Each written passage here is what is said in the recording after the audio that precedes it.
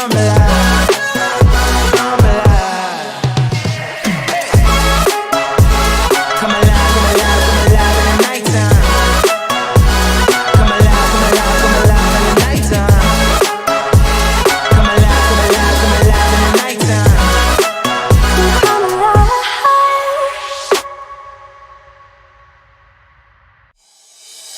Oh, I see the signs and I see we're there,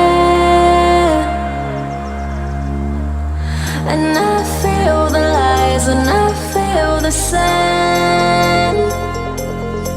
Forever who we are, no matter if we're cast away. A fire in the dark. I know that you won't be where we'll awaken.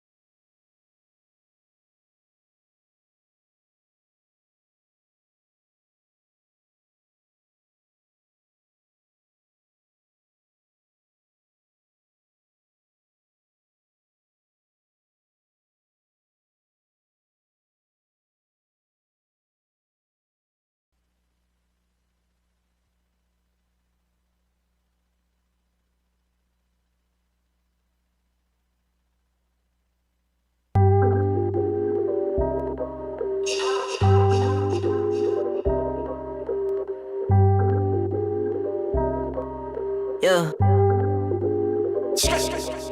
Ay, push start, ay. Ball so hard, ay. Raise the bar, ay. Turn into a star, ay. Play my part, yeah. I ain't too far. I do it big. I keep it large, okay. Live it up. This is fake, better give it up. Young, but I feel like I've seen enough. Numbers going up, better keep it up. Ain't slowing down, better live it up. About too hard, ayy. What? About too hard, ayy. What? About too hard, ayy. About too hard, yeah. I'm killing your favorite rapper, it's minimum effort. Yeah, your corpse getting severed. The industry dry as a desert. Do whatever it is that you think that you're doing, I'm doing it better. Straight double use, that's my letter.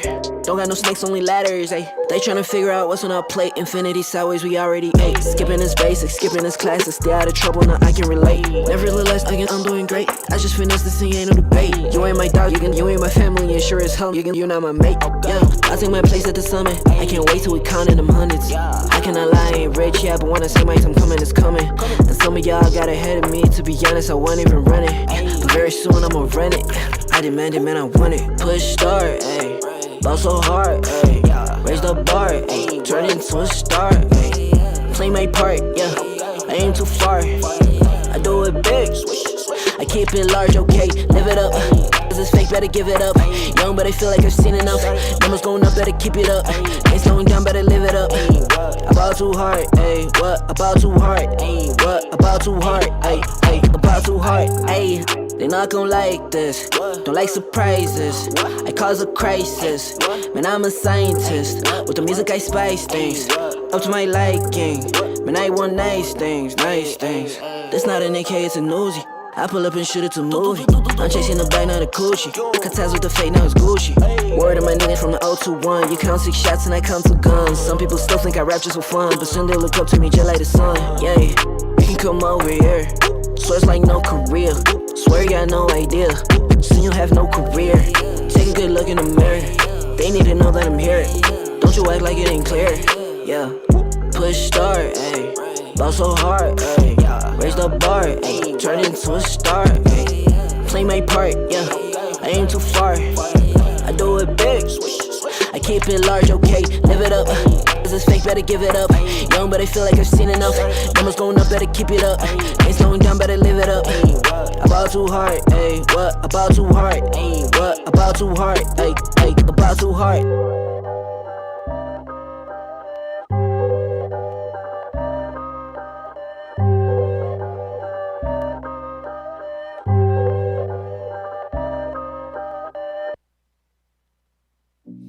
I've been working part-time jobs, chasing all my dreams now lately.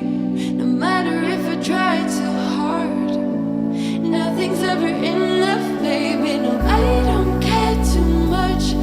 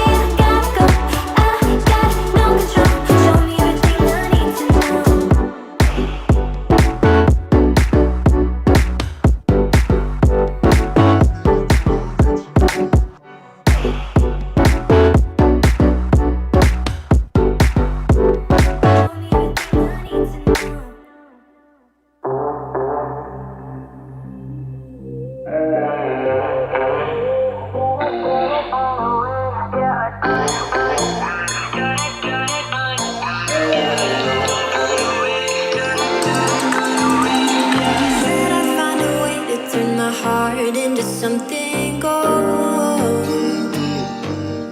Knew I sold my soul to the devil long ago. I rode it all alone on your wave right before it broke. Time was thrown down the well, so I let you go. What I do right now. What I do right now for you. I'll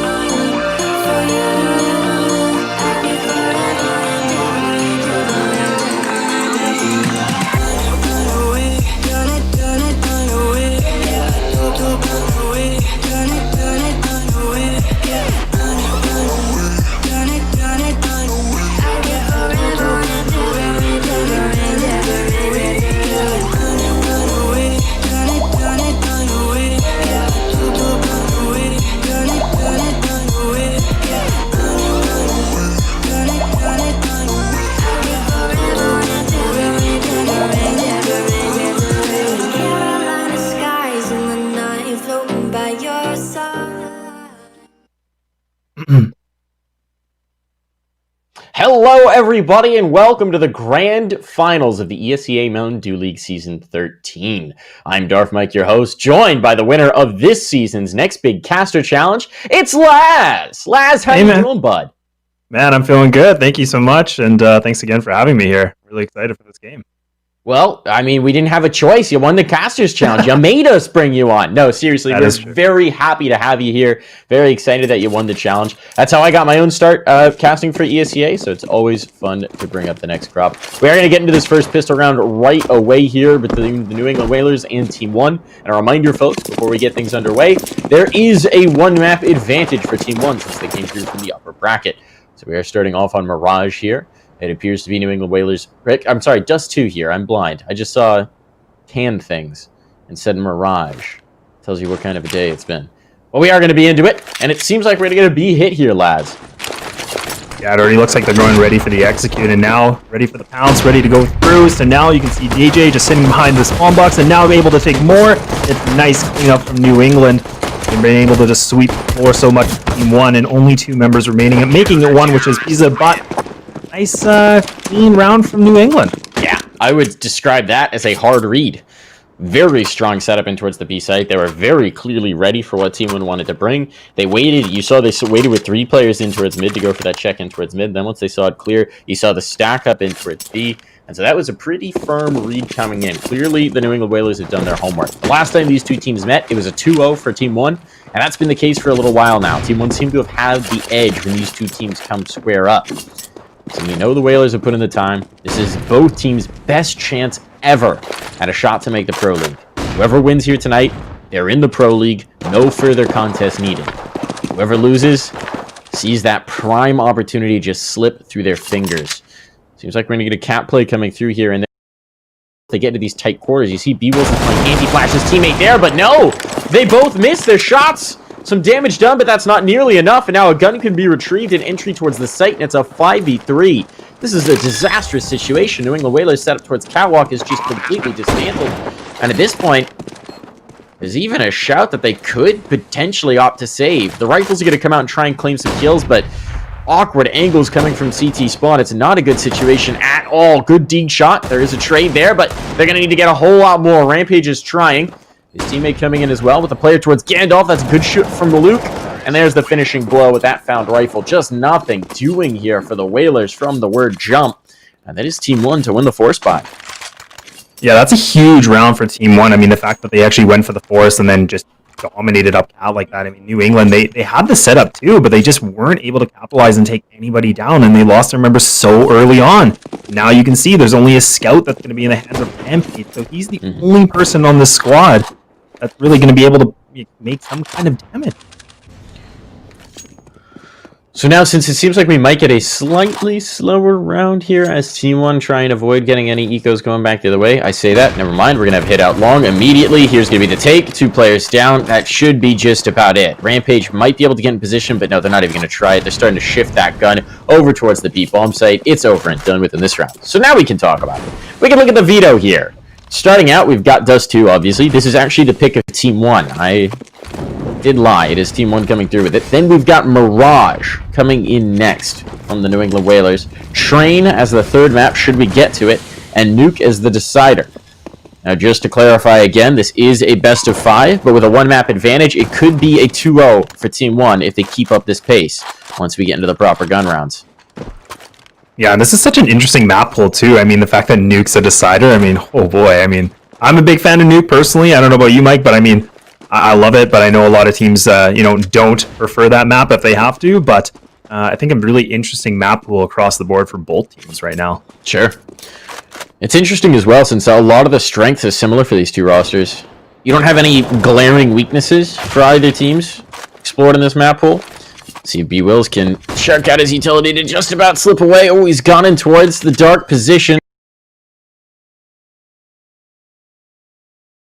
Just under the ramp. There's a player coming up along doors, though. This is going to be tough for B-Wills. And hopping over his pace up. Pesa gets decapitated, but now that they know where B-Wills is, no, he just slips away with the M4. So fair shot for him. Gets a lot of kills. 3 in total, I think, in the round. And an M4 to boot. So B-Wills not looking so bad here early on, but the question is, what kind of weaponry are they going to bring to bear outside of him? And the answer is, well, nothing. They've got nothing.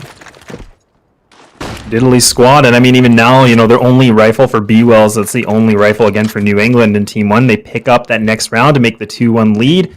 Back to a slow round we go, having the lower B with also the 3 members just making their way outside of middle and long A. So they're getting a lot of control, but they haven't been really to find any of the CTs yet, but you can see Team 1, they're getting ready to hit long, and that actually will be Ben behind the car, but he's going to get taken down by Maluk, the drive-by with the MAC-10 capitalizes, and Mal able to pick up another, and now is falling apart as New England haven't been able to take even 1 member down here, Mike.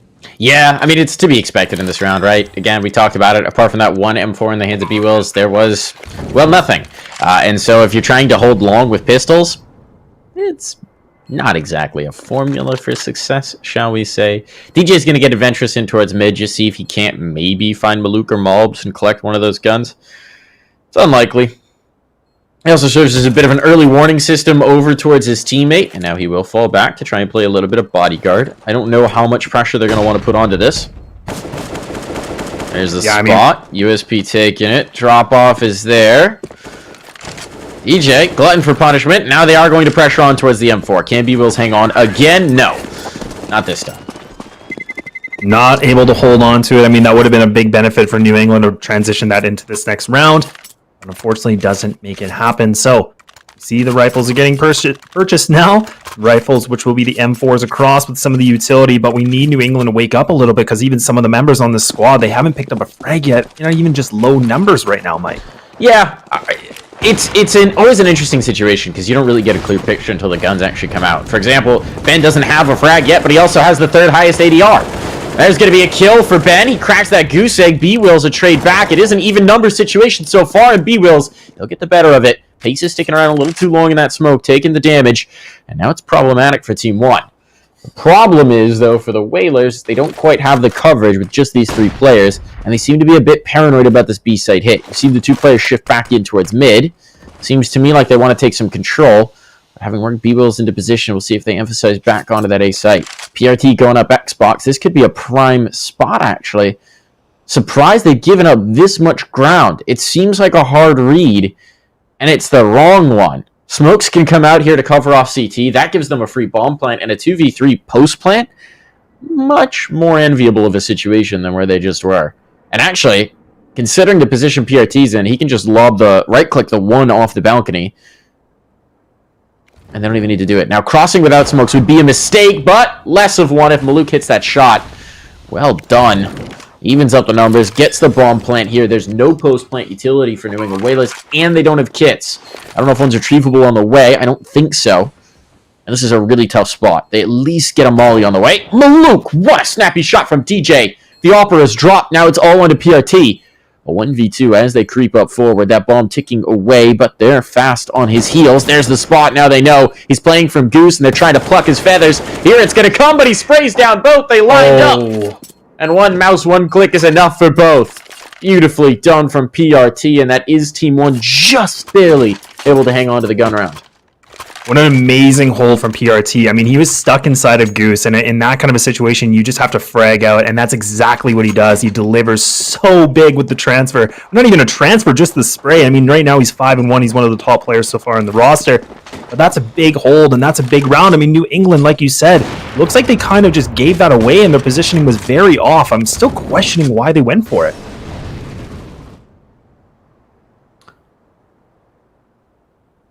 Well, we'll see if they can get anything done with the pistols here. Some Deagles are out, some 5.7s. A P250. It's not a completely helpless buy, but it's sort of the next thing to it. We're looking like we're going to see a little bit of a poke into the B site. They might just be trying to elicit a response here, though. Team 1 certainly don't have to commit yet. You can see they're holding outside the longhouse. They're holding in towards top mid, so they've got options. They do want to bail out. The key trick here is to avoid what happened in the pistol round, which is walking into the stack. And you will notice, since we're talking about the pistol round, it's actually the only round New England Whalers have gotten so far. It's been a 4-round run from Team 1, starting with that forced buy upset. This is starting to look like a very dangerous situation for the Whalers. It's definitely not the foot they want to get out on. I mean, you saw that hard read they had in the pistol. They've been doing their homework. But sometimes the other team figures out too quickly, it can all fall apart. Nice flashbang, better kill. There is a ton of damage done onto PRT. He's going to be vulnerable to it, but it just may not much matter. Even if they lose PRT, provided the remaining 4 can keep plugging on towards the site, this is going to be fine. And Malds is now taking mid. He's going to find Rampage. Actually gets dinked. What a shot from Rampage. And that means that Malds is going to get cleaned up. Now that's a rifle found. B-Wills does some damage, and a TK! A TK comes in from Barton! As PRT just awkwardly moved into his crosshair. It's a 2v2 found gun. This is winnable. It's in the realm of possibility. Ponalone's been shot, though. What a shot from DJ to answer it back. Barton gonna need to come in with the clutch. It'd be the 1v1. And he does get the 3K to close it out. So well done, but that was far shakier than it needed to be. New England Whalers, there are signs of life here. Yeah, that's a big round from New England. I mean, the fact that they're able to pick up that many people on Team 1 on a bit of a save. I mean, not even a save, but a deco round. That's a big impact, and that's a good momentum for them to go into this round number 7. I mean, they finally have enough weapons. They have an offer pwn. That's going to be the start they need, but they need to pick up this round because otherwise that allows Team 1 to just keep things going. And you saw how Barton's shooting. I mean, he's looking scary right now, but Pwn able to take out 1, almost gets the second. Mal takes him down.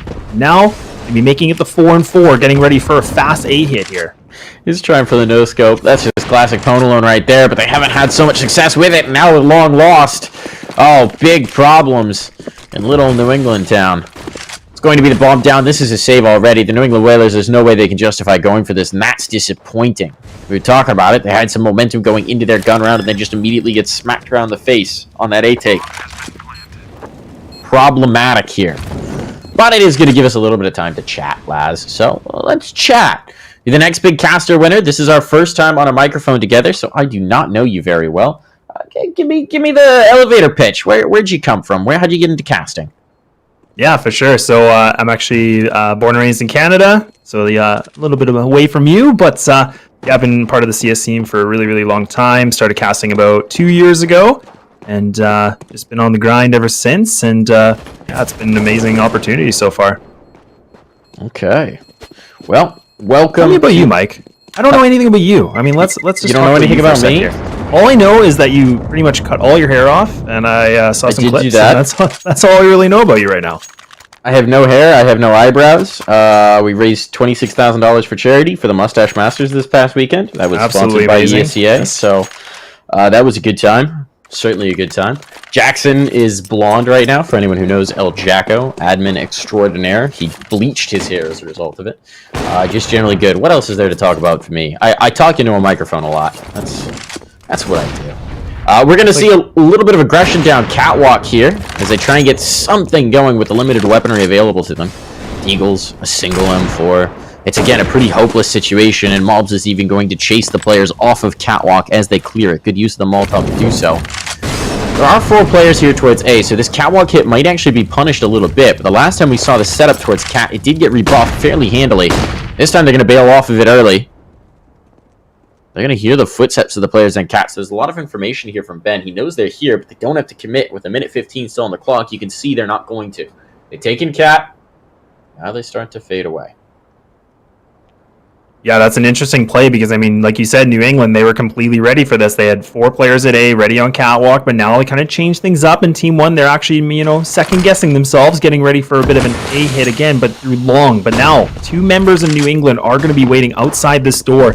They got the Deagles, but can they make the connection? No, PRT able to take down 1, but Ben only gets 1 as before he falls, and now A site is going to be up for grabs unless we can see something. I believe that's Rampage that is going to be close, takes down Pesa, and now looking for more, but Barton, he's been absolutely on fire so far, makes another shot, only making it back to the 2 and 3. Have the M4 for DJ, so the little glimpse of hope right now, Mike. Yeah, it's gone. The glimpse is gone. The Deagle was going to try, and Barton was admittedly quite low, but it's Barton. He's been lights out so far this game. This gives us a chance to peek at the scoreboard. It's actually been PRT who's tops. Everybody's doing well. Everybody's positive over on the Team 1 side. PRT is 10-3-3. That's pretty absurd, pretty obscene. Rocking 118 ADR. Just stacking the numbers early here. But there's really no soft parts, no weak parts. We've seen multi-kills. We've seen clutches coming out from everybody. It's really putting New England in a tough spot, and they're just not able to match on the holds. We're seeing them. I mean, I'd say that A take is the most obviously vulnerable point right now, whether it's a fight for long or a fight through catwalk. It's been very effective from Team 1, and whatever the setup is for New England, they've sort of fallen apart like tissue paper. We haven't even seen much of the B play. We haven't seen much in the way of mid splits. Really haven't seen a lot there, and in fairness to Team 1, they haven't needed it yet. And yeah, I mean, we are back in the gun round, so hopefully Pone does have the AWP once more, so we're going to have to see if he can make those impacts. He needs to pick up those frags and get that first exchange as possible. I mean, they're down 6 rounds. Team 1, they've been looking very, very efficient on their T side, and really just doing a good job of mixing up their plays and really not just committing to one thing, but we have noticed that they are just taking the A side, and like you said, I definitely agree. It is probably the biggest weak point right now for New England. They just don't seem to have the rhythm or coordination to even hold it down right now. And you've seen the adjustment for New England, and this is being very nicely read by Team 1. There's 4 players towards A. There's no mid presence even. Mid's being held from Carr with an AWP, so they're going to rock into B. DJ is all alone here, and if DJ doesn't kill 2, it's over. He gets nothing. The B side is closed for business. This should be a save. I know it sounds insane to say in a 4v5 where they're down 6 rounds, but your chances of getting back through into this take are next to nothing. You should save this, and they are indeed going to. Discretion is the better part of valor.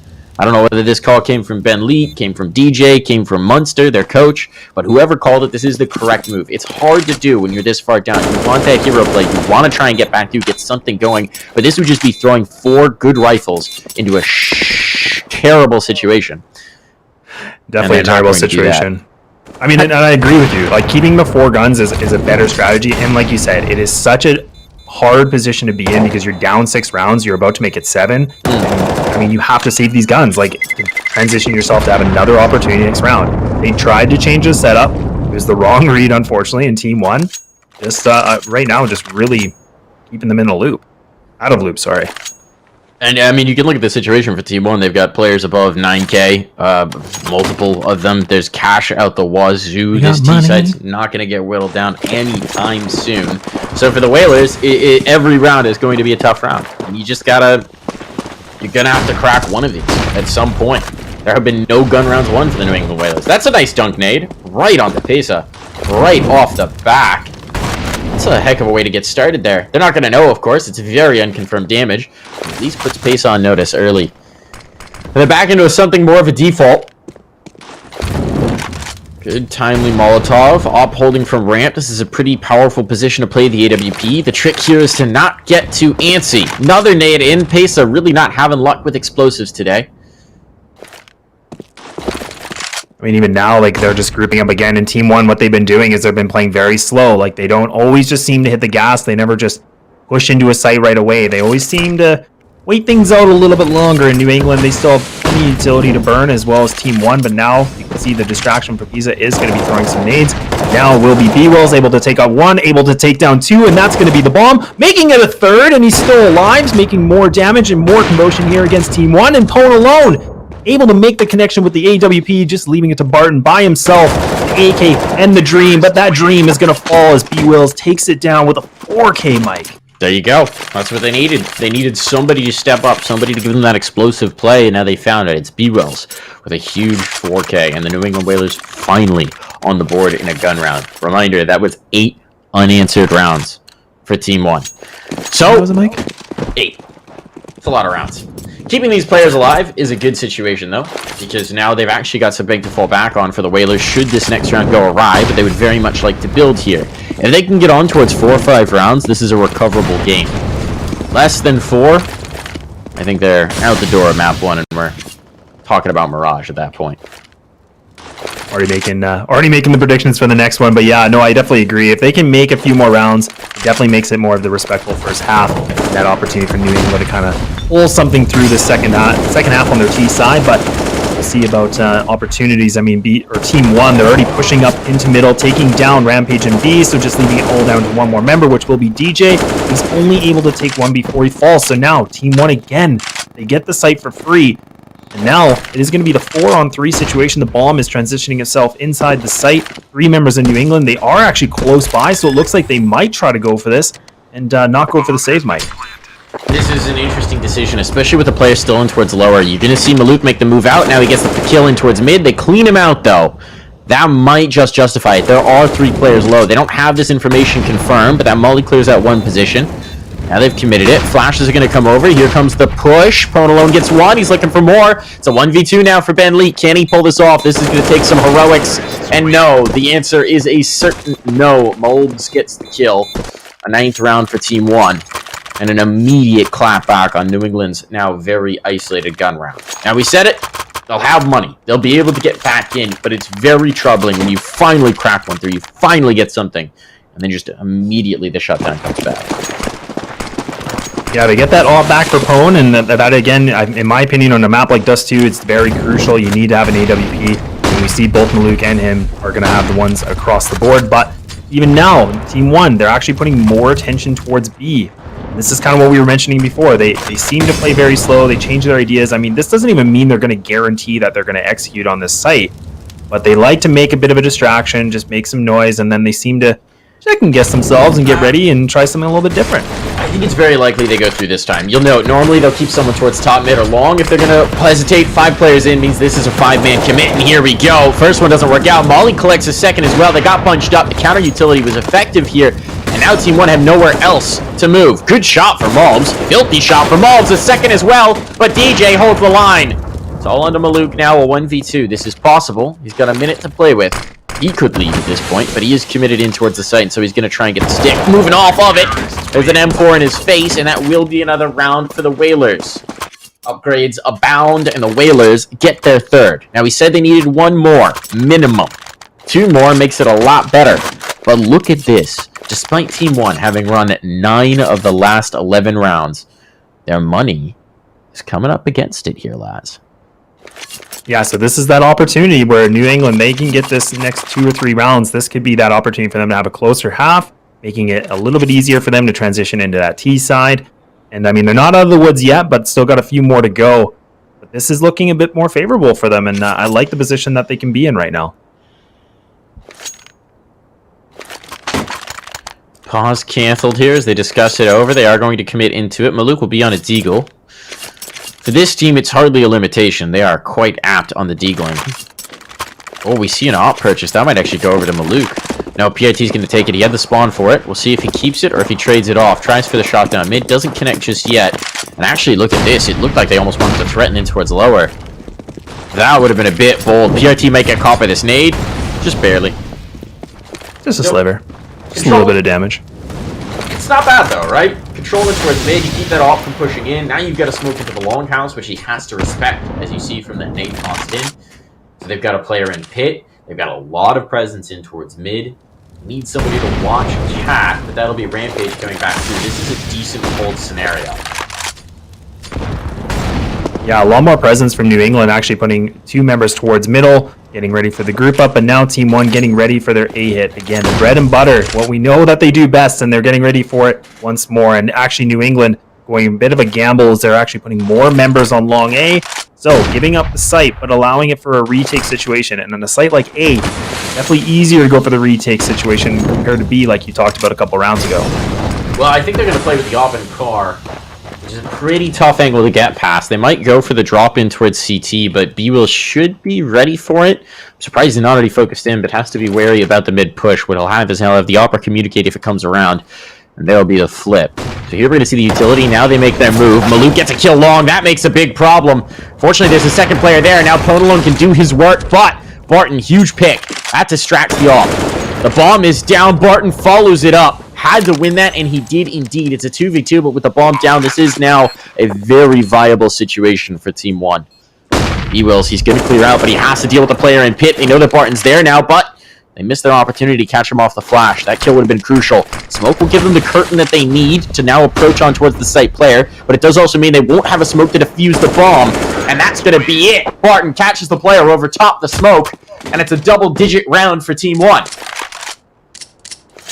Team 1 hitting the double digits, and I mean in very good fashion too. I mean, that was a nice spray right through the smoke, and that was good coordination because his teammate was able to call exactly where he was. So really nice spray, but now New England not looking good on the side of money. I mean, money's not really a thing right now here for New England. No, but, no, they're broke. They're going to purchase some pistols, you know, and see what they can do, and looks like they are going to go for that stack on Cat, see if they can get those close combat orders, but be hard against the lower B players with the AKs.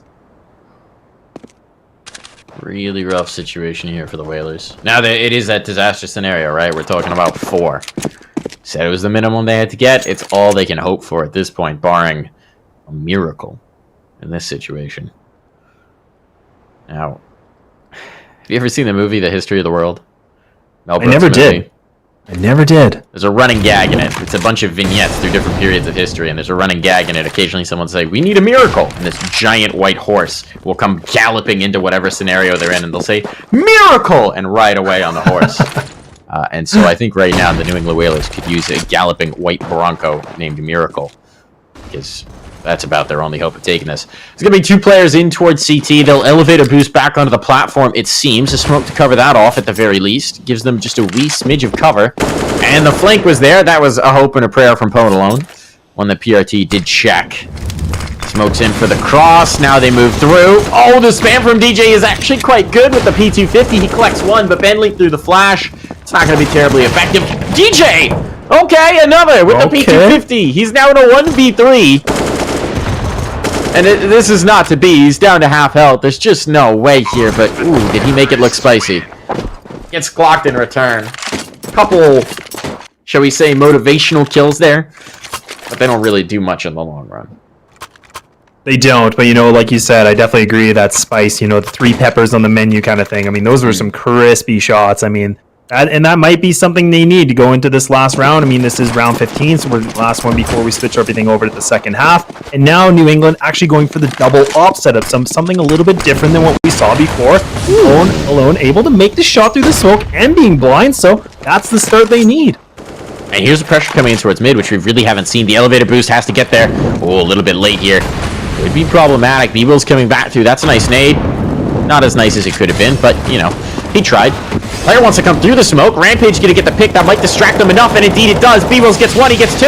He'll get the 3rd as well. The cleanup is there for B-Wills, and that's that 4th round. They had to get it. They did get it. Now they've given themselves at least a chance. It's still dire, but this is Dust 2. A T side can run rampant and just run away with the game, and the New England Whalers have given themselves a proper chance to see one through. And one thing to note too is that, I mean, 2 of the rounds that New England did win, and I think that's actually when B-Wills like picked up pretty much a quad kill, and I think even that last round was a triple or a quad. Yep. But either way, individual play was one of the big keys for them picking up 2 rounds. So I mean, hopefully we'll be able to see them wake up a little bit more on this T side, like you said, because anything can happen at this moment in Dust 2. It absolutely was the case. It came down to an individual play. You're right. It was a 4K for one round, a 3K for another from B-Wills. And then we had an multi-kill, I think something like a 3K coming through. I don't think they secured a round without one player killing at least 3. So, tough situation to be in, but that CT side does too. Sometimes you just get rolled. Team 1, we got to talk about it. They are phenomenal right now. They're looking on point. Everybody is shining. There are no obvious weaknesses, no players off. Sometimes when this team comes out a little bit lackluster, you'd see 1 or 2 players not quite on edge. It's not the case today. There are no obvious weaknesses, no weak links in the chain, and that makes this Brazilian squad an extremely dangerous team to come up against. Yeah, and even just talking about their history, like, it doesn't really look like they played a ton of Dust 2. And I know this was, I believe this was their pick too, so a little bit surprising, but most really teams don't let them get it.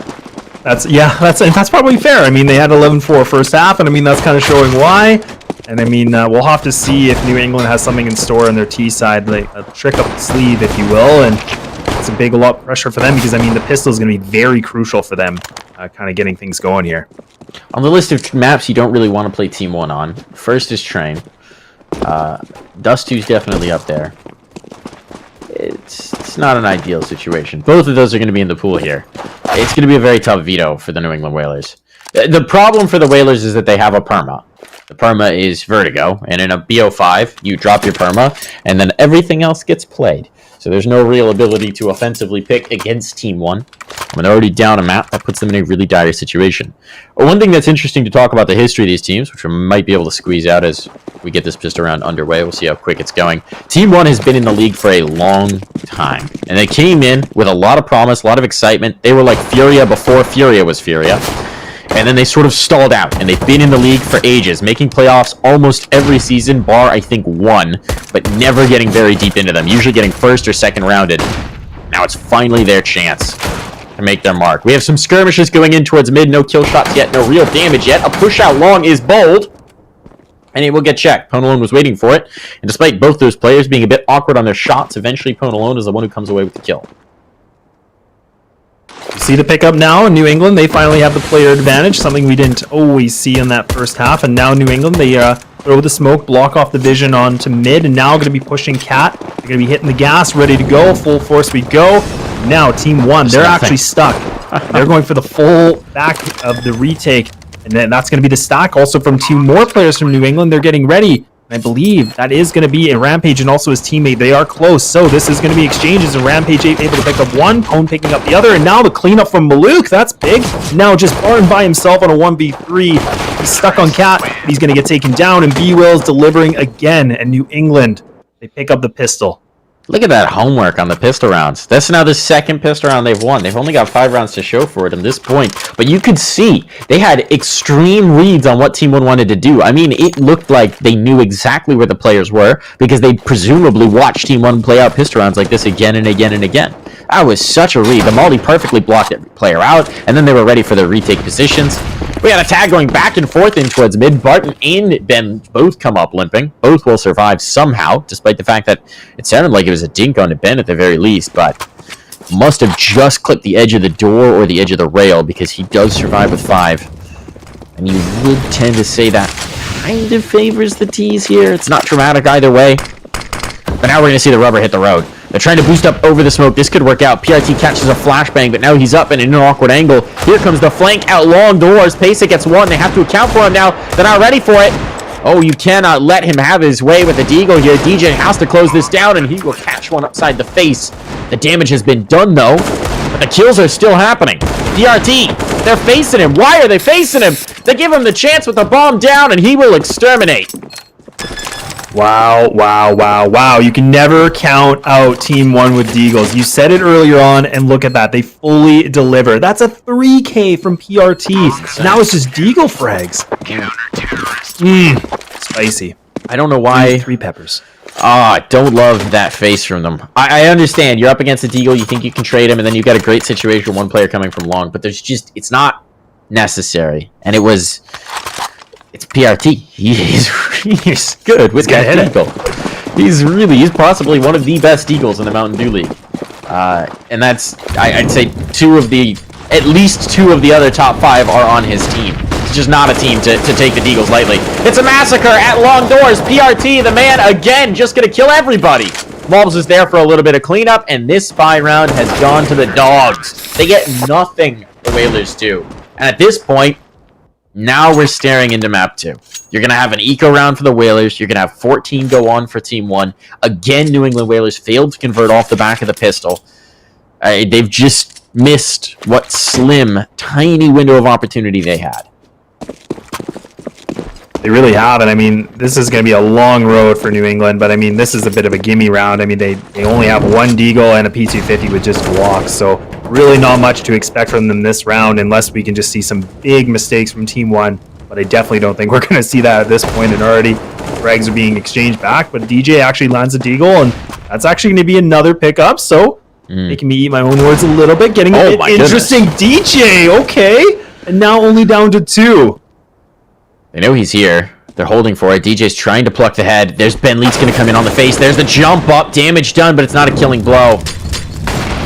Molly is good, but there's a smoke there to keep him alive. And now the second player here who's just going to watch bomb. DJ has to make the move, and he knows it. Without smoke, or without health, rather, or armor, this is not going to be ideal. As soon as he comes out into the open, there we go. The kill shot. The death blow. And look, they may have gotten close on an eco. They got so close. But close doesn't cut it this late into the game. It just doesn't really make a difference in the long run. Team 1, they now have a 9-round cushion. 2 rounds away from a map one victory, which will put them up 2-0 in the series.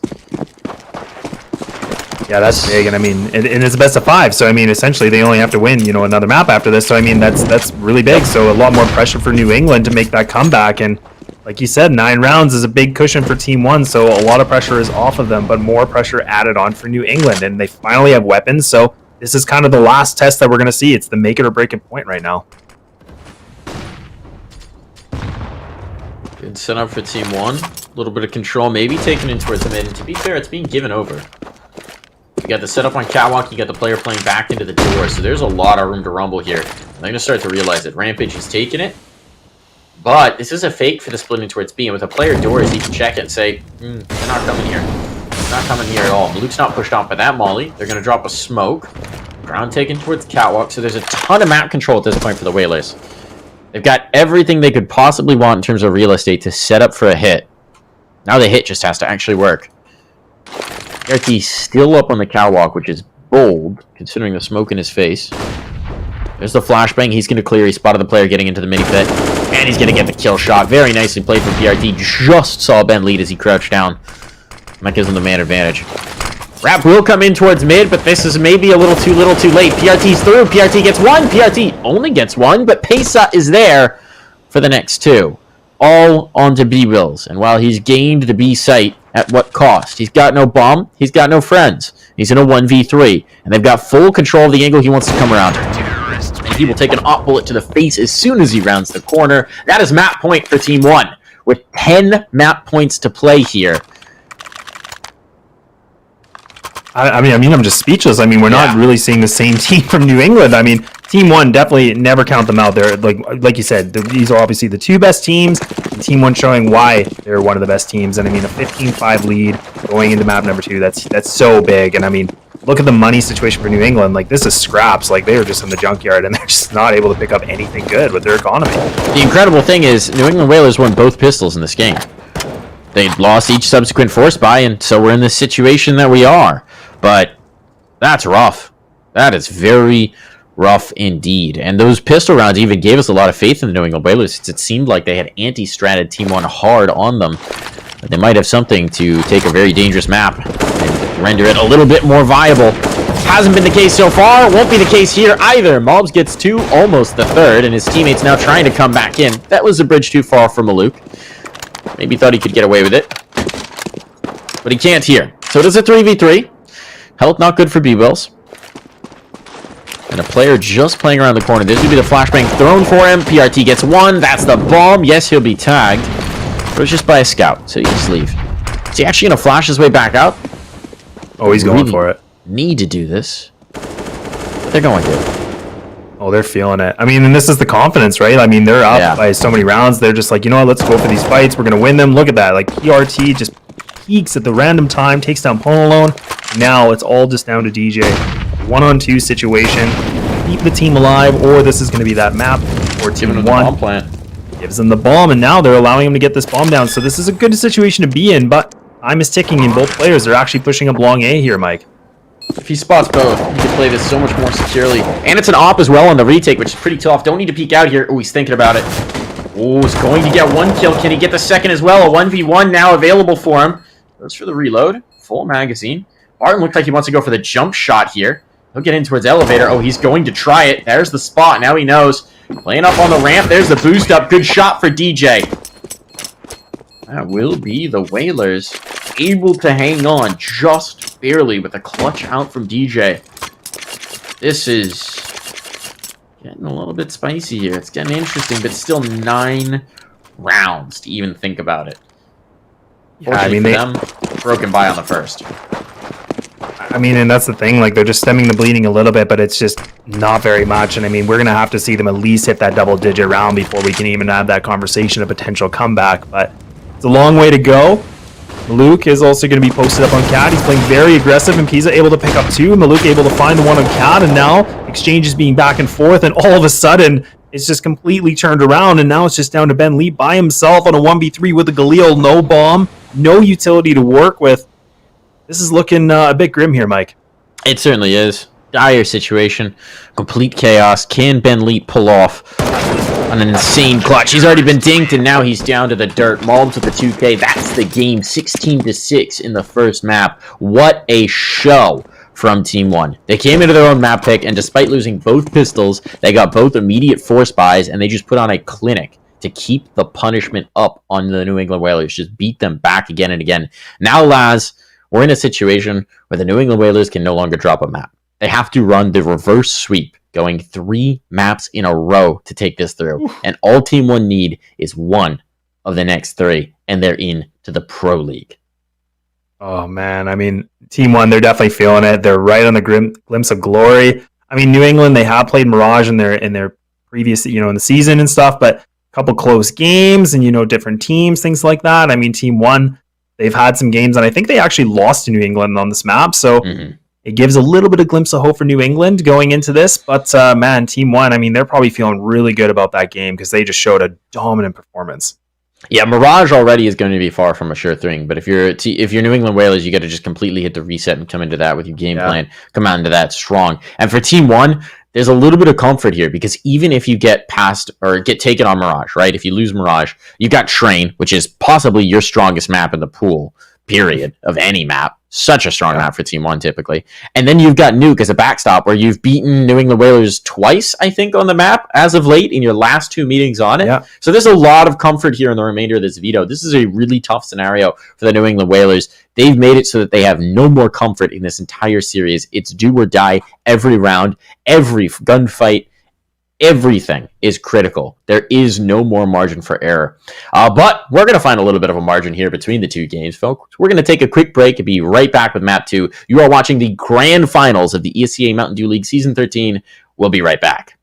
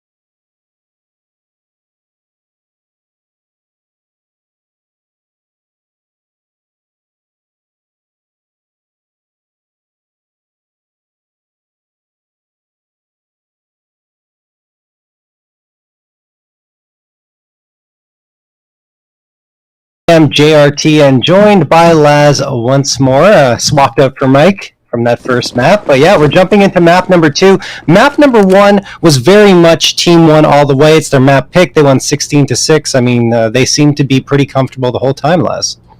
Yeah, they looked like a dominant force. I mean, they took that map very convincingly, and not really a lot of room for New England to do anything at all. I mean, they just weren't able to pick up rounds at all. I mean, the closest we saw was a big eco they had, but none of that. I mean, it's been pretty much Team 1 all the way. I mean, they only need one more to take things home.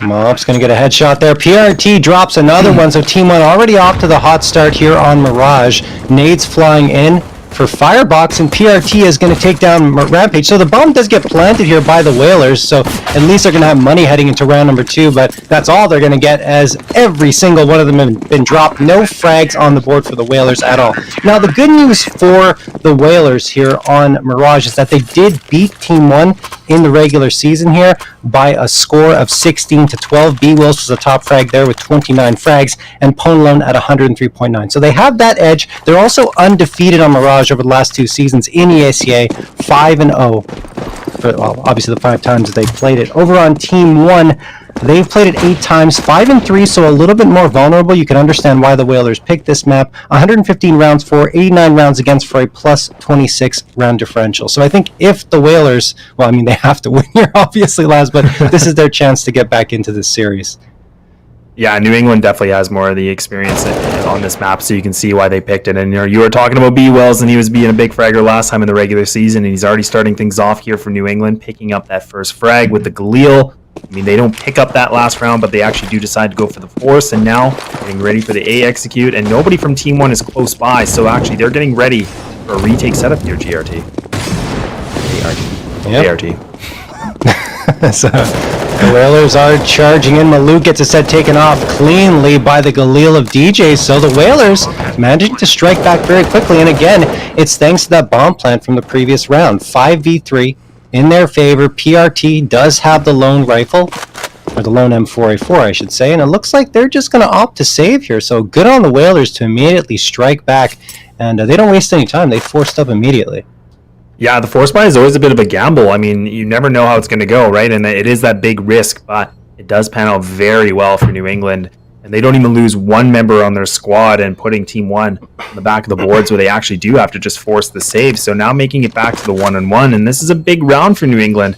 And it also is a bit dire for Team 1, because now they do have weapons, but they're going to have to force and kind of match these weapons also. Yeah, as this is actually the first time Team 1 has played Mirage in the playoffs. They're 6-0 in the playoffs, have not dropped a map yet. On Train, they're 2-0, and they have 38 rounds for, 22 rounds against for a plus 16 round differential. Inferno, 3-0, 48 rounds for, 31 rounds against for a plus 17 round differential. And Nuke, they played it once, won against RBG by a score of 16-7. So, I mean, Team 1 hasn't necessarily played Mirage as much this season, as I mentioned earlier, so I think that's why the Whalers obviously decided to pick it. We'll see what they can do here in round number 3. They got a nice little force buy win previously, but Barton's got the MP9 up close and personal at the B side. Then Pesa drops Ben Leet. What a hot start for Team 1. They are not phased at all by that previous round, and now the Whalers are down by 2 men. Already losing 2 members, but B-Wills finds the head of them all, and now making it the 4-on-3 situation. The bomb still not planted. They actually deny it. Delaying it a little bit longer. DJ getting ready for the plant in front of the default box. Will be for a ramp, and B-Will still making more damage coming through. Pushing through CT spawn and PRT. He's stuck by himself. A hard place to be in, because now he's going to have to frag out. He picks up one. Not able to get the second B-Wills. That's a triple for him. Making it now just the 2-on-1, and it will be Maluk. A Famus in hand. He's close in the sight, but he's going to have to come up big. Yeah, B-Wills, the 3K already, could get the 4th as Maluk is walking in his direction, but B-Wills decides to play it safe. Not a bad idea. And he's going to wait inside CT. Now he charges forward. Rampage spots out Maluk, hears the footsteps and connector, and wastes no time spraying him down with the Galil. So, the Whalers do take the 2-1 edge here over Team 1. I really like that round. I mean, even New England, they pick up the M4 for their reward, so now the weapons are very, very strong in Team 1. Not the same situation to be in. I mean, they're going to have to save, so they just have the USBs, not putting any investment at all into this round. So what they can do is they can try to go for a bit of a gamble, go for some stacks, do something a little bit out of the ordinary, see if they can catch off New England. We'll have to wait and see, but it does look like New England is getting ready for a mid-execute, getting that control, throwing the smokes, already going to be isolating onto connector, which allows them to push up to cat very, very easily. PRT in ladder room. We'll have B-Wills walking by this direction shortly. The question is, can PRT use that USPS to get a couple of headshots on B-Wills and grab the M4 out of his hands? B-Wills clears it, and he will not go down this time. PRT is sprayed down by the M4, leaving only 3 members standing for Team 1. They're also separated on different parts of the map, so it will be one and done should they go down. Pesa does manage to take down Ben Lead. That's 1 rifle on the ground for the Whalers, but looking at their money, I don't think they'll be too fussed. B-Wills or Rampage could drop Bentley in the next round. 1 more gun loss could be a little more problematic. We'll have to see what Team 1 can muster out here, as Malbs, along with Barton, have a USPS and a Deagle amongst them. Yeah, not really much to expect, but I mean, Maul does actually pick up the AK, so that is a big reward for him. And now the T's are getting ready. They're pushing into the site, and Barton trying to find the head of one. Finds the head of Rampage, trying to look for more, but he gets denied by Pone alone. The bomb's going to get planted, making it just pound Maul on a 1v3 situation. He's creeping his way into middle, but I don't know if he's actually going to go for the push yet. B-Wills is close by, hanging out inside the ladder room. He's got the M4, he's close. This is going to be a bit gritty for the CT. He's just going to need to stay alive as long as possible so he can bring that AK into this next round. Yeah, I don't think the Whalers are going to think to clear this spot out necessarily, and probably not going to be too eager to do so either, because as mentioned, they lost a couple of rifles. That means B-Wills and Rampage are probably going to have to invest to drop their teammates, although they should have enough to buy. Here comes B-Wills anyway, going for the engagement, and Mobs is going to take him down. That's an even more expensive round for the Whalers in a round that, as mentioned, they probably shouldn't have done that as aggressively as they did, at least in terms of the hunt. Anyway, the Whalers do pick up a 3rd round victory, looking much better here on Mirage than they did on Dust 2, that's for sure. Yeah, already looking like a bit of a different team. I mean, they're getting close to how many rounds they had the first map, but we'll have to see, because now this is going to be a big test. Team 1, they're actually putting a lot of money into this because they have double ops, both Barton and Malou. They're going to have the AWPs on their side, and I mean, on a map like Mirage, you can never count this out. It's a very good setup. We're seeing why. Malou, he makes the first connection, already taking down Ben Lee, able to get another, and it's just falling apart here for New England, leaving it just down to Rampage by himself. He just collapsed. Yeah, and that previous round where they lost all those rifles is really going to come back to bite them in probably the next round. We'll see if they'll be able to buy up, because Ben leads down to 250. So that's going to make it a little problematic. Probably still going to be able to drop, but regardless, the Whalers are going to lose in this round. Team 1 picking up a 2nd for themselves. Now, the players to watch coming into the action tonight were on Team 1, Malbs, who was the MVP across the board, had 142 frags before we got started here tonight, plus 50 kill-to-death differential, and a 23.7 frags per map, excuse me, as you're going to see another frag come in there. Whalers still in a 1v3, so we'll get back to those stats here as Rampage is trying to make this one interesting. He doesn't have the bomb, though, which is the biggest problem. Yeah, not having the bomb, I mean, this is making it a little bit more grim for him, but he actually is going for the big flank. He is in CT, so he might be able to find the back, and this is Peas, I believe, that's posted up. He's able to go for the spray, takes him down, so position is completely known, but now he realizes, I'm going to save this off, but actually, he's making me meet my own words, and now he's actually trying to contest a little bit more. But PRT takes him down, and Team 1 pick up a round that they much needed. I like the idea, though. I mean, Rampage was trying to fake that he was going for the save as he grabbed that op, hoping that Team 1 wouldn't be alert or aware that he'd be trying to come back and get that bomb, but it just did not go down as Rampage thought it out in his head. So, Team 1 do indeed pick up that 2nd round. At least Rampage managed to get a couple of kills and make it a little more expensive, but still.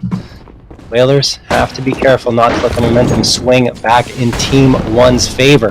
Malbs throws that smoke down on default. Good flashbang thrown by his teammate, and he's going to be able to get DJ as a result. Maluk drops Ben Leet, and Team 1 already off to a great start of their defense of the A site, excuse me. And I just lost the server connection, so I'll let you take over, Laz. Yeah, so now things are just down to only 2 for New England. It will be B-Wells and both Owen alone. Bomb is down. It's just in front of the site, but there is still 4 members of Team 1 remaining. Now just making B-Wells, but he's going to get taken down. Nice easy round and only losing one from Team 1 and making it back to the 3-3. Money situation, again, it's not the best for New England. And this is that opportunity for Team 1 to take that lead that we haven't seen yet on Mirage. Yeah, Team 1, 3 M4s, an AK, and an AWP over on the Whalers' end. They're stuck on the pistols, 2 Deagles, a Tech 9, and 2 Glocks. The Whalers trying to go in towards that B site. 4 members committed to the B halls. 1 player trying to lurk over at the A site is going to be DJ, but Mob spots him out, cleans him out in fact, and he's gone. So no more worries for Team 1 on the A site, assuming that the Whalers don't decide to rotate back in that direction. And well, they do. At least Rampage does, and he finds a bullet to the head from Pesa.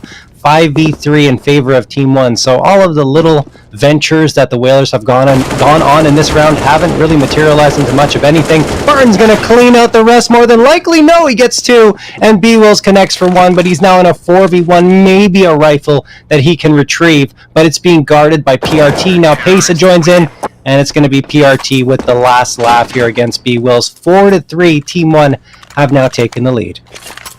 That hold from Barton was just absolutely smooth and clean. I mean, he almost was able to pick up that triple, and he had the perfect spray, but just looked like the last bullets just were not able to make it through. But nonetheless, we're back to another gun round. Double ops once more for Team 1. Standard AKs across the board for New England with a little bit of utility to work with, better than what we saw before. Nade should land, does a significant amount of damage against Pone alone, and Maluk, he's actually just posted up in the window, holding things off, and PRT coming up on Cat, going to be trying to support his teammates. But New England, they actually decide to fall back on this mid-aggression. Yeah. The Whalers looked like they were coming out with heads full of steam, but now they're being patient behind these smokes, hoping it'll be to their advantage. Bentley gets sprayed down to 59, but there's the opening frag they were looking for. The Opera is down for Team 1. Rampage sneaks up from underpass and gets a frag on Pesa. That's a great job for the Whalers. They created chaos, they took their time, and it paid off. That said, they still have to take a site, and Mobs is waiting on A, the star, as mentioned, for Team 1 in these playoffs, and he's going to even things out at a 3v3. To get back to his stats, KDR in the playoffs of 1.54 and an ADR of 94.2, along with 17 3-kill plus rounds. That includes 15 3Ks, number 1 in the playoffs in MDL, and 2 4Ks. Now, of course, there is an opposite on the Whalers side. That is Pone alone. 156 frags for the top of his scoreboard for his squad, plus 46 kill to death differential, 22.3 frags per map, and an ADR of 86.2. That's good for number 2 in MDL in these playoffs. But let's see if B-Wills can make some noise here. Gets the headshot over on Malbs, makes it a 3v2 in favor of the Whalers, who will get the bomb planted here last. But B-Wills down to 6, Ben lead at 59, and DJ at 74. Let's see if they can stay alive and defend this bomb. Yeah, making it at the 3-2 situation, and the HP is very, very low. B-Will's down to 6 HP, living on the skin of his teeth, but DJ takes down PRT. Now Barton by himself with an AWP in the dream, going for the 1v2, getting close. He just needs to find these players, and it's a good opportunity because it is going to be DJ by himself. He makes the connection, and now it is just on the 1v1, and B-Wills, like you said, he's been a big star in this roster. And now he's going to have to deliver. The spray comes in, and he makes the connection, and New England make it back to the 4-4. Very nicely done by B-Wills, who was the Lone Ranger, at least on the Dust 2 side for the Whalers, in terms of his ability to stay above a KDR of 1. Although DJ was too, but he was at the top 20 and 15, 86.4 ADR for him on the previous map. So hopefully we'll see more of B-Wills for the Whalers, at least hopefully for their sake, because they want to try and extend this to a third map. Already 2-0 for Team 1. For those of you just tuning in, it was a 16-6 victory for them on Dust 2. And we're going to see if the Whalers can strike back now, but that's not a good start at all. Pesa comes out of connector, gets the 3-piece, 5v2 and a 5v1. Maluk connects on DJ. Only Rampage left standing, and the Whalers have to be sitting there scratching their heads right now, thinking, how on earth did we allow that to happen? One player peeking, Pesa, no support at all, sprays down 3 and makes it look easy at that.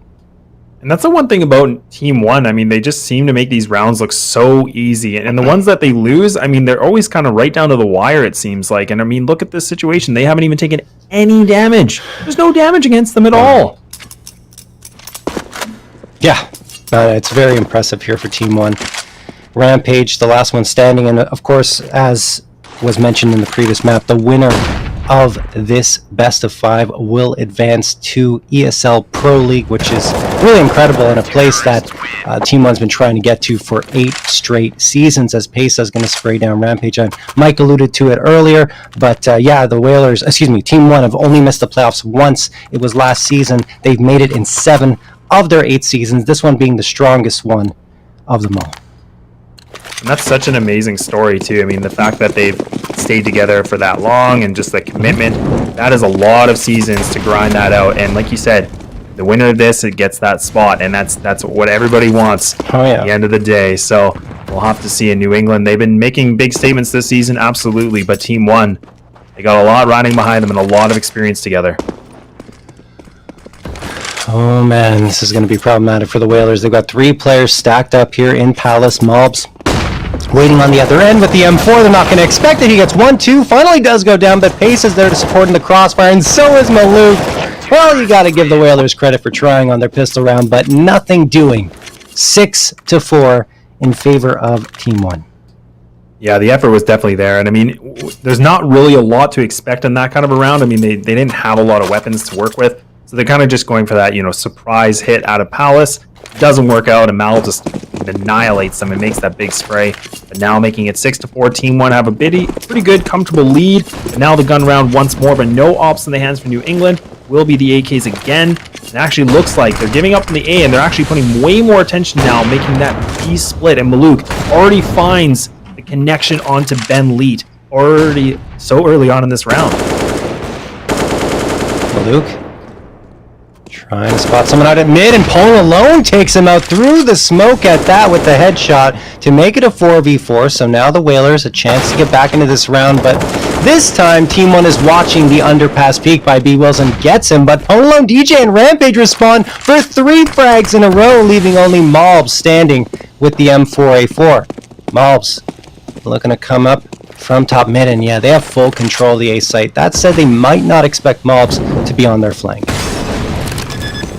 And this is what I was kind of talking about with Team 1. I mean, these rounds, they're getting close. I mean, the HP for both Pone alone and DJ, it's quite low. So Mal definitely has an opportunity to find something. And you can see one member of New England is actually very, very close, where the other 2 are actually towards CT. So playing a little bit more close together, Mal finds the connection onto Pone alone. Now, he's going to be able to pounce into the site a little bit quicker. But both players from New England waiting inside of CT spawn. He's still guessing that they're close by, but instead now he might just try to go for the save, picks up the op, realizes it's just not going to be worth it. Not a bad call. Yeah, the percentage play there by Mobs, realizing, okay, there's an op on the ground, that's 47.50, I can save into the next round, help out our full buy-up. We did the damage this time, let's reset. And yeah, 2 players left standing for the Whalers. They set up well. I mean, they didn't peek out. They made sure that Mobs would have to come to them, and that was that. So the Whalers back to their winning ways, getting a 5th round on the board, and a pause going to be called here for the teams to talk things over. And I would imagine, this is probably that opportunity for New England to probably figure out what they want to do in this kind of a situation. I mean, it would make sense. I mean, this is the big chance for them to make things back to a 6-6. It's going to be a gun round. They know that Team 1 should have the money in the bank for the investment. So really just going over what has been working, what has not been working, and kind of making those quick corrections in that match pause. But it looks like it is finally going to be canceled. Nice, quick and easy. Nothing too long. This is actually Team 1's second chance to get to Pro League. The first time was in the Season 11 North America Finals, losing 3-0 to Triumph on Nuke. They lost 6-8. On Inferno lost 16-9. Of course, Triumph in Pro League now, and they've done quite well for themselves for their first season. But yeah, I mean, this time Team 1, of course, wants to be on the winning side, and they want to punch their ticket to ESL Pro League. Definitely adds a little bit more pressure, considering that you've been trying to fight for this for so long. Yep. And that anticipation, I mean, that's a lot of the nerves start to kick in, and that's where it really can go any way. And I mean, it is a close game, and we definitely thought that New England was going to be showing up a little bit more this map. And they're definitely being able to do that so far.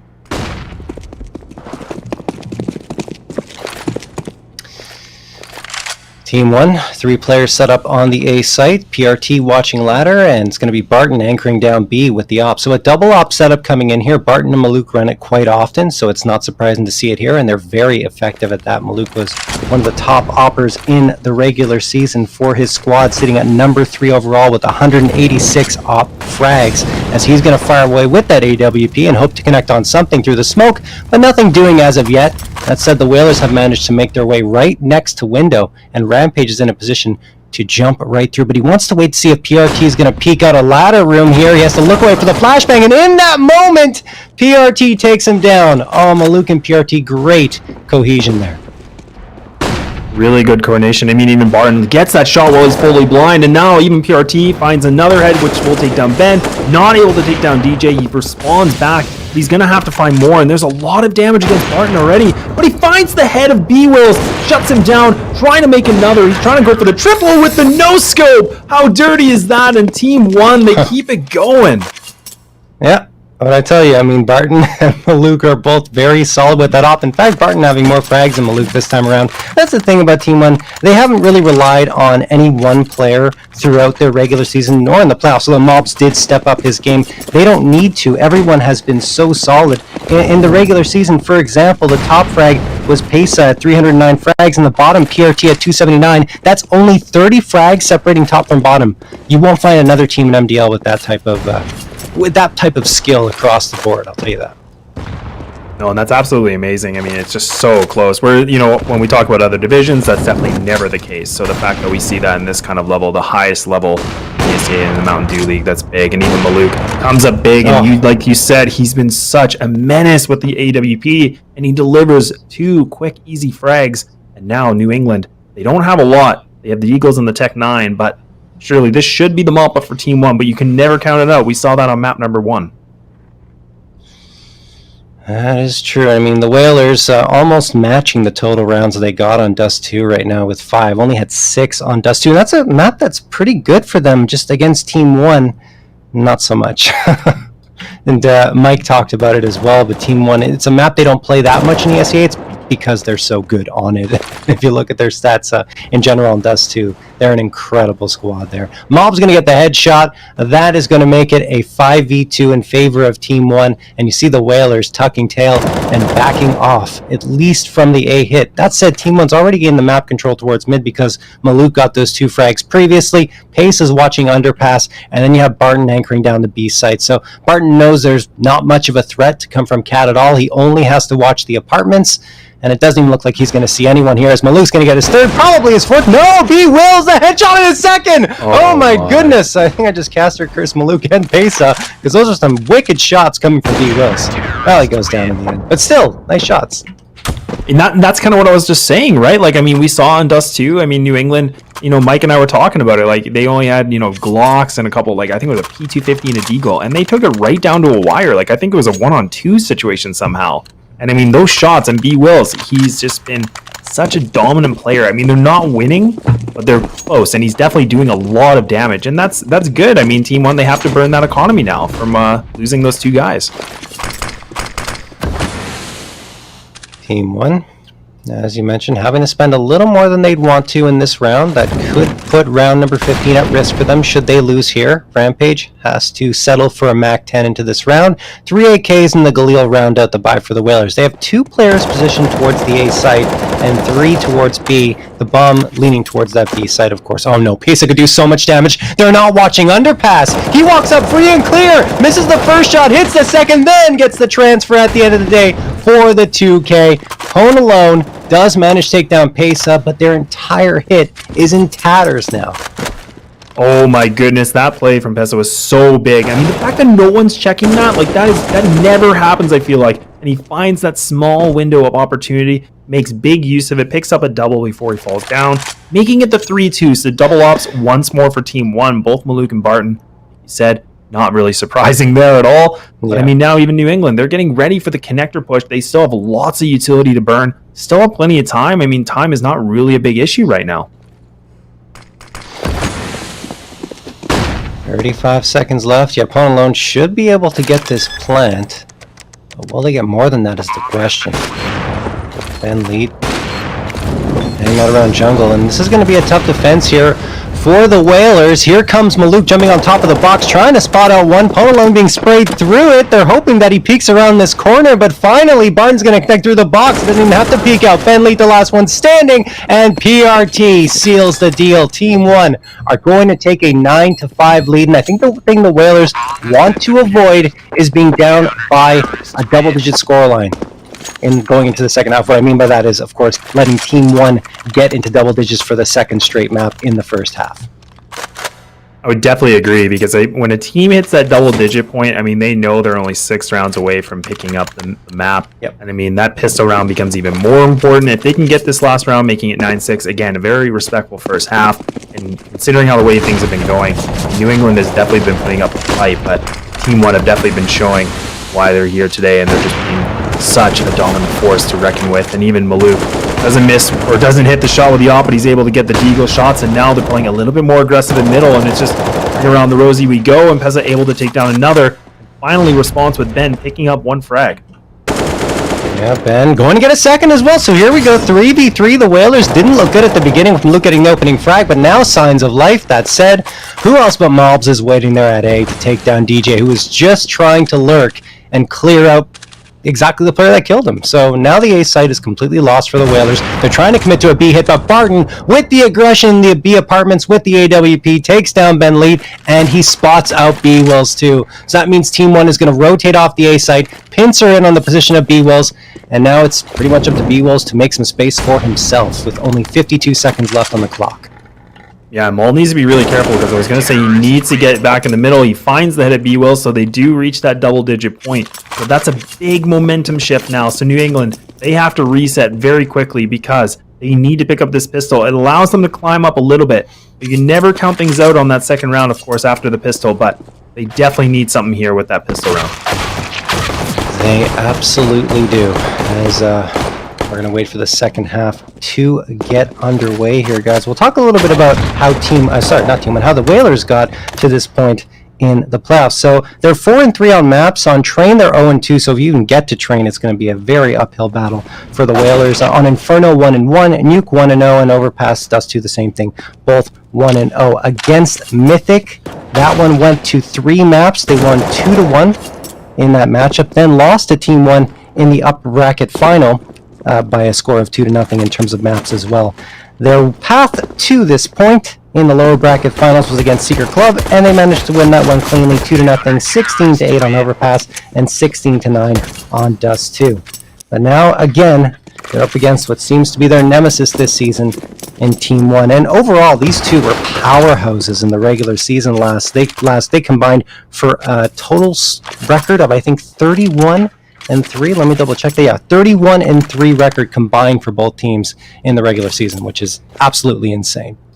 That really is, and I mean, just the fact that you lose barely any maps at all, I mean, it's just such a big statement, and just showing why these guys are here in the grand finals. They pretty much just swept the floor of the entire competition, and like you said, New England is having a little bit of trouble with the Team 1, but we'll have to see how things get going here in the second half. This is map 3, so things are coming underway. Is Mirage, so they're going to be pushing through. So now the CT's playing a little bit more passive. They actually go for the 3 stack at B, but now Team 1, they get the site. They're going to be able to get the bomb down, but it's going to be all about this post plant. Where they position themselves is going to be absolutely critical.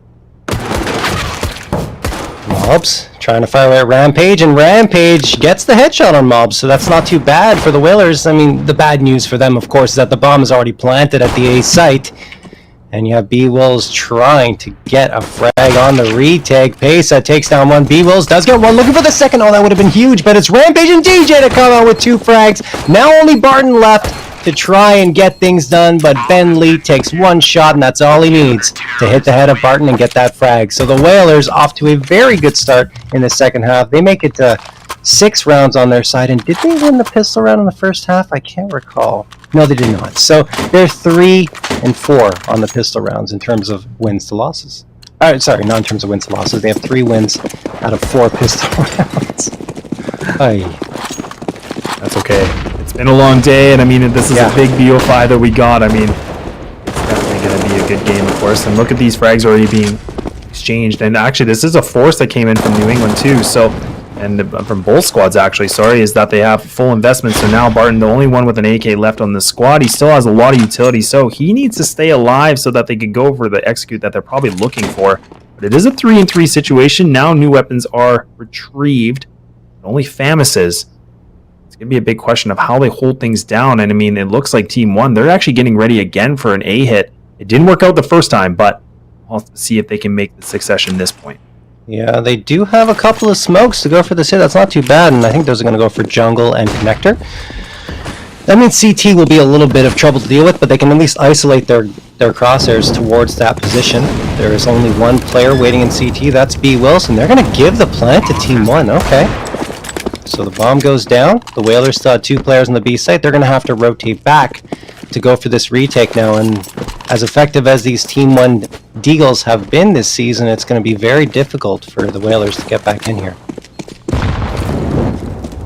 Does look like they are going to group up towards CT spawn, so now pushing through ticket booth, so now they're going to be able to push in, and now it will be players stuck on the A ramp, but that's going to be pace to take them down 1, and now the exchanger's coming back. B-Wills putting more damage across the board, so now Barton by himself takes down 1. This is big, but the smoke is blocking off the vision. Look at this spray! He makes the connection right down to the end of the clip. No, that was a mistake by the Whalers. B-Wills went for the defusal too soon. He had to wait for the player to re-peek over at ramp, and instead of that, he goes down. And once he goes down and Barton only takes, I think, 19 damage, it's over. I mean, Team 1 has that. Barton's going to win that 1v1 every single day, having the advantage in terms of weaponry and health. So the Whalers, after winning the pistol, fall in the following round. 11-6 in favor of Team 1. B-Wills waiting with the Deagle. 4 Deagles, in fact, for the Whalers. Rampage with the 5-7, and Barton maybe expecting a bit of a push here. No! B-Wills gets the headshot on Barton, as Barton had that Molotov in his hands. So, a quick 5v4 in favor of the Whalers. They won't be able to recover the rifle, but still, let's see if they can keep making it work with the pistols. Not even Pone actually going to go for the wide peak, and Ben able to help him out, so they pick up more frags. So making it a 4-on-2 situation. He's by himself, picks up the 1 tap. Nice check, please. Got it all nice and tidy, and now it is going to be back to the 2 and 3. Maluk going to be stuck on A ramp by himself, trying to go for the shot, makes the connection against B-Wills, and he's been a big menace on this squad. Now it seems to be falling apart here for New England, and they're completely split from each other, and it's all just DJ. He's stuck onto connector. He needs to get this connection so that they can open it up, so that they can pounce on this last player. Oh no, they know exactly where Ponalone is. He eats a nade for 55 damage, but they don't clear it up. Maybe they don't know he's there. Maybe they were just trying to nade in case. And now Ponalone gets the headshot with the Deagle, leaving only Pesa standing without the bomb on his back. A nice crossfire for the Whalers to boot. DJ, going to patiently wait here. Now he pops his head up. Pesa gets crossfired, and that's going to be that. The Whalers do manage to make the magic happen, thanks to the fact that Team 1 did not clear out Firebox. Yeah, I'm a little bit surprised about that. I mean, it looked like they knew that Ponalone was there. And I mean, they threw the nades, and they're like, "Yeah, no, we're gonna take him out." And they're just like, "Nah, let's just leave it. He's probably not even there." So, I mean, he took it like a champ. I mean, some players would want to move and try to get out of that spot because they know their position's given away. But he just hung on there and just got that bomb down right away. It was really surprising because usually when you throw that nade, you're like, "Okay, I know someone's there," and the nade's most of the time not going to get the final frag because it needs to do the 50 damage, and maybe they thought they had connected on Ponalone, and that's why they thought the nade would have done everything needed, but that wasn't the case. Anyway, the Whalers do manage to pick one up. They have the rifles now. Ben Lead going to see a little bit of action very quickly, and it's PRT with the Tech 9 to get the opening frag. Luckily for the Whalers, DJ was right there to get the immediate response. Do they know Barton is on Cat is the question. He's managed to sneak through these smokes. DJ pre-firing it, but Barton, he's just going to bide his time. Now he does get connected on, but DJ has no idea he's managed to creep through there. That means he'll get a decent amount of map control, and we'll have the element of surprise on his side. I mean, even now, Mal is going to fall down, so that was the one player making a bit of a distraction at the A, but now Team 1 getting ready for a mid-hit again, just kind of posting up, not really going for over-aggression yet. Because of that, is going to be inside a window, being a bit of a distraction, trying to see if distract these 2 players, and now you can see Barton getting close into the site, and now the bomb transitioning its way on top of Catwalk, so they should have the bomb plant for free. But if they can take down DJ, this is going to be a big frag for them. Very impactful. And DJ, he's not even looking at them. Oh, the timing! And Barton makes the spray, makes the connection with the MP9, and he's looking for even more. The bomb's down, and this is a dire situation for New England. Oh my goodness, indeed it is. I mean, Barton is going to wait here behind bench. Now he pops out. Rampage trying to spray him down, but he's low in health. Ponalone gets one, but Barton and Maluk get two in response, leaving only Ponalone standing in a desperate 1v2. Pre-firing in the corner, trying to spot out Barton. He sees his head, but turns away at the wrong time. And Barton, with the MP9, gets the three-piece. Team 1 extend their lead back to 5. I mean, that round was just making something out of nothing. And I think that was PRT. I mean, he had the Tech 9, and all of a sudden, he's in the back of B, picks up a frag. If he would have been able to pick up that second, that just would have been ridiculous. But the fact that he gets in sight control like that in the very beginning, that just allowed Team 1 to really just have a lot of good control of the map and really just put New England on the backboards. And now we can see it. I mean, it's 12-7. The money situation not looking good again for New England. It's completely in the dumps. And they're going to have to either just go for the pistols or try to go for some kind of a force. But we're seeing umps. We're seeing a scout. This is desperation mode. Yeah, the Whalers, I mean, looking at the season in terms of maps, they're currently sitting at 1-3 against Team 1 with 50 rounds for, 66 rounds against for a -16 round differential. On Mirage, they won 16-12. On Train, lost 19-22. On Inferno, losing 9-16. And as you saw on Dust 2, losing 6-16. So the Whalers, not only are they going to have to reverse sweep Team 1, they're going to have to get their first map lead on them pretty much since the season began. I mean, that flash is perfect, and Giza finally makes the connection. It was looking a little bit scary with that spray, just not making the bullets connect. I mean, one of those moments where you're hoping it's going to work, and it finally does. Now it will be Ponalone, the only player on the CT side with any sort of a weapon that can cause some serious damage. But we should not say that because we have seen New England do some things and pop it off with those Deagles also. Yeah, they have. I mean, we saw it in the second round, but since that point, it's not been too much to show for from the Whalers. Let's see here. We have Maluk setting up this smoke for the A site. I'm not sure if Team 1's going to hit it. No, it looks like they're leaning towards it. Two members at connector. Pesa just watching the flank. Ben lead around this corner. Up close and personal with the 5-7. Could do some damage. There's one, but traded up by Mobs. That said, DJ sneaks up from underpass at the exact right moment. Makes it a 3v3. Looks up. Oh, he goes for the AK instead of clearing the corner. That means Pesa gets the edge, and it's only Rampage and Ponalone left. But they're in really good position to go for this retake if they can get a frag and keep the crossfire up. They don't. Mob's going to spray down Rampage, and Barton headshots Ponalone. Team 1 continue their run in this second half and make it 13-7. Well-composed Team 1. I mean, look at this. This is looking like a well-oiled machine, and it just seems like their timing is completely perfect. I mean, They just have the perfect swings, and they're doing all the right work.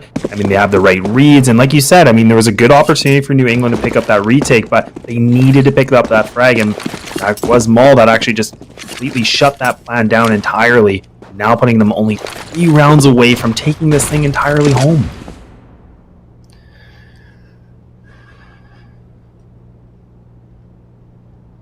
Team 1, as you mentioned, 3 rounds away from locking up their spot in pro. Barton going to get 1 and a second on Ponalone and Rampage. Just a pistol buy-up for the Whalers. In fact, not even a buy-up. All they're stuck on is the USPSs. And they do manage to get 1 in Barton. They still haven't retrieved his gun, but you have to imagine they're going to do so. That said, Team 1 realizing what was going on there with the A stack, immediately go to B, take the site without much trouble, and they're going to get this bomb planted here. Should be the mop-up round. I mean, Team 1, they have the full site control, get the bomb down. DJ does have the MAC-10. They are grouping up. They're getting inside a market, keeping their way through, but Luke actually does find one, and now able to get that shot. That's a nice one-tap as he's inside the hallway in B apartment. Now just leaving it only just down to Ben Lee. Picks up the MAC-10, does a little bit of damage. Not much to worry about, and Maluk puts the nail in for making it the 14th round. Here we go. I mean, I know if you're the Whalers, obviously you need to pick up some rounds, but at the same time, I think that perhaps waiting for the exits would have been a better call for the Whalers. You have the MAC-10, do a lot of damage, and you can set them up with the USPSs with the MAC-10 hiding around the corner. That said, they tried to go for the aggressive play, which is to take that B site. Now against those AKs, they didn't stand much of a chance, and as you saw, they went down 1, 2, 3. Team 1 going to take the 7-round lead, 14-7 in their favor. Looking at the scoreboard, it's Barton at the top with a 24-10 scoreline, and Pesa right behind him at 22-12. Over on the Whalers side, B-Wills is still at the top, albeit not at a KDR above 1 this time at 14-17, and Ponlome right behind him at 12-18. So, I mean, the top fraggers for the Whalers in the regular season are there again, but unfortunately it's not enough. Definitely won't be enough, but I mean, DJ comes a little bit alive. He picks up that first frag, and Polo going to be in connector. So now Team 1 actually ready to hit on Catwalk, and that's going to be Luke getting that spray through the smoke, and Ben Leet responds back, and he's going to be by himself picking up another. So that's a double for him this round, leaving it only down to Barton. Barton's done some big things, but it's not going to be this round in New England. They stem the bleeding a little bit more here, and we'll have to see the climb, but 8-14. That was good for the Whalers, you know. I mean, definitely far from over in both this map and the series. The Whalers, I mean, we've seen crazier comebacks than this. It's only 6 rounds, so they're going to have to continue things into this one because Team 1 still had enough money to buy up pretty respectably 3 AKs, a MAC-10, and op, and almost full utility, if not full utility. They got the smokes they need, the flashes, the Molotovs, all going to be coming out here. They're trying for that aggressive mid-take, and so far so good for Team 1. Even better now is Ponalone, the opper for the Whalers, is down for the count. Rampage looking around the edge of the smoke, hoping to catch off someone, and he might. There's one, and maybe a second. No! Oh, that 2K would have been so big for the Whalers, but now they're staring down at a man disadvantage. And I'm not even sure if, like, Maul getting away with that little jump, I think that was a missed jump too. I'm not sure if that's what kept him alive, but I mean, what it is, but I mean, now it looks like the frags are being exchanged. Ben able to get another, making it back to the 2-2. So Team 1, they have this A site, but time is ticking, and they need to get this bomb down and get in that post-plant situation again. B Wills, he's already creeping up inside a CT spawn. He's posted up, he's waiting. The flash comes in, but it doesn't affect him at all. So now Barton back to another clutch situation, but Ben, different plans in store in New England. They respond back in good fashion, picking up 2 in a row. So important. That round could have easily slipped through their fingers after that 2K came through for Team 1, but no, the Whalers are right back at it. B-Wills and Ben Lee doing the damage. And now Team 1 are in a bit of trouble economically. Probably going to see a Deagle buy up here, but they're so good with those Deagles. They showed it on Dust 2, and in fact, they have the best Deagler in the league on their squad in Malbs. #1 in the regular season with 36 Deagle frags, which is actually really impressive. And #4 in the postseason before this series started at 12 frags with the Deagle. So Malbs definitely one to watch in this round. And that's a really big statistic too, because I mean, a Deagle, it's pretty much a one-shot headshot, so it can do a significant amount of work and damage, but it's just all about that aim and that crispy aim. But you definitely see it from Malbs, of course. We'll have to wait and see. I mean, this is going to be a Deagle P250 purchase from them because they don't have enough for the regular purchase, and this is that opportunity for New England to potentially pick up their double-digit round. But Team 1, they're just sitting in middle, right outside a connector, and not really a lot of contention here from New England. They're not really looking for anything yet, and now they're going to hit this. Rampage able to only take down 1, but so far the cleanup comes in, leaving it only to 2. The bomb's still down, but they're just trying to find anybody they can to damage that economy. As Pesa and Maluk do get a couple of frags here. Now Maluk goes down to Ben Leet. Pesa's managed to pick up the M4A4, and we have a 1v2 possible here for Pesa to pick up if he clears ladder room. And around the corner, no. Ben Leet has the edge, and the Whalers pick up a 10th round. They're far from out of this one. And that's what I was kind of talking about. I mean, New England, they were, back in the single digits. Now they've reached that 10th point. So they're only 4 rounds away from tying things up. Team 1, they have money on the board now. They can go for seeing if they can get on a match point. But if they lose this round, I mean, this is definitely the situation that we could see New England easily come back and tie things up. They're looking pretty good right now. It's smooth sailing so far for them.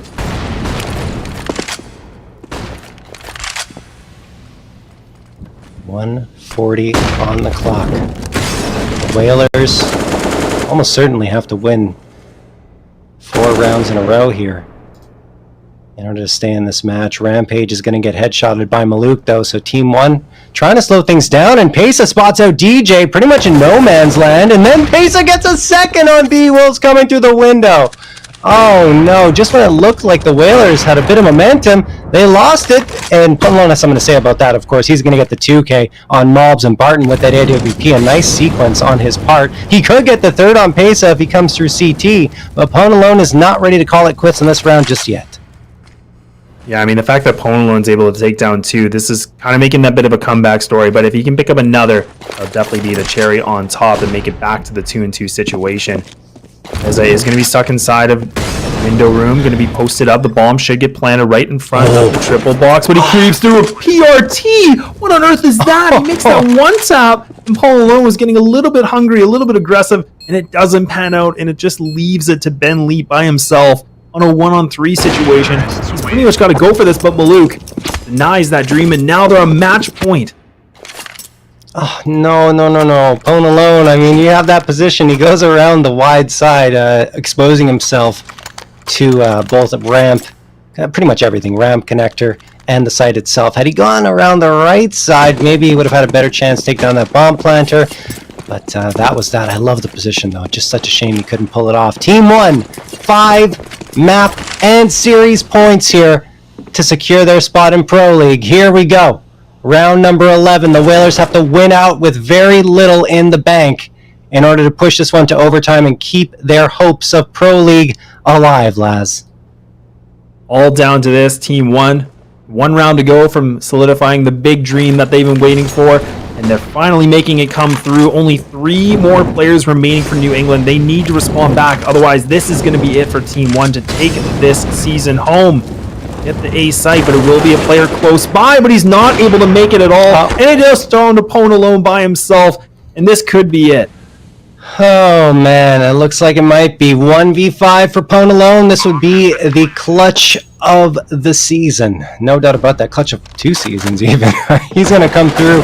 Window and yep, nothing. Pesa, headshot on Ponalon, and Team 1 have now officially been promoted to ESL Pro League, and they have a cool $12,500 in their pockets. Now, the Whalers aren't going to walk away with nothing. They still get $10,000, but Laz, they definitely wanted to get that spot, and they come up shorthanded pretty much on both maps, I would say. It's not the performance they wanted. No, I definitely agree. I mean, Team 1, I mean, they came here to play today, and they looked very, very smooth. I mean, not a lot of mistakes, a couple little things here and there, but New England just did not seem to be on the right page at all today. But you know what? Congratulations to Team 1. They've had a long road, and they finally have made it. So congratulations, Team 1, for finally winning this out and getting that spot. I'm honestly really happy for Team 1 that they made it. I'm just a little bit sad because I really enjoyed casting them for the past 3 seasons that I've been a part of MDL, and for them to be gone is just, it feels like a staple of MDL is walking away. They're growing up. Yeah, they're moving out of the nest. Exactly, they're leaving us. They're leaving us. But it is what it is. Congratulations to them. I love this squad. I love what they were able to do this season. It's just great for them across the board. Undefeated in the playoffs in terms of maps. Awesome work, Team 1. You guys deserve it. Yeah, and big kudos to them. And I mean, even New England as well. Yep. I mean, it's a big, long road to get here. I mean, they beat some very good teams, a lot of good competition in the Mountain Dew League. And I mean, you know what? Losing to a team like Team 1 is definitely not something to, take in a bad way. Like, I mean, they were very well prepared and they definitely earned it, but they'll come back next season stronger than ever, I'm sure. I'm looking forward to casting some of their games, hopefully, as well. Yeah, for sure. I mean, for the Whalers, you're right. I mean, they really had an incredible season. They fell short against Team 1 twice. It seemed to be their Achilles heel, aside from the regular season where they did beat them and they ended the undefeated streak for Team 1. That was the only time they could get the edge on them. After that point, losing in the best of 3 before this one, and of course in the best of 5 with Team 1 having the 1 map edge, they lose 3-0. So, I mean, that's pretty much going to wrap up the coverage here tonight for us, guys. But don't forget to hit us up with a follow at ESEA on Twitter. And, of course, right here, pound on that follow button. Really appreciate any and all support. And, of course, if you guys enjoyed the cast, both for myself and Mike, who was on the previous map, and Laz, please hit up a follow towards our Twitters down below our names. And I think Darth Mike is at Darf Mike, guys. So that's going to be it for the season. It's been a great one. We'll be back with season number 14 of MDL, I think, next year. Yeah. Can't believe we're already 14 seasons in. That's It's just wild. Seems like yesterday, honestly. So. Yeah. So for Mike and Laz, guys, I am JRT. Have a good one.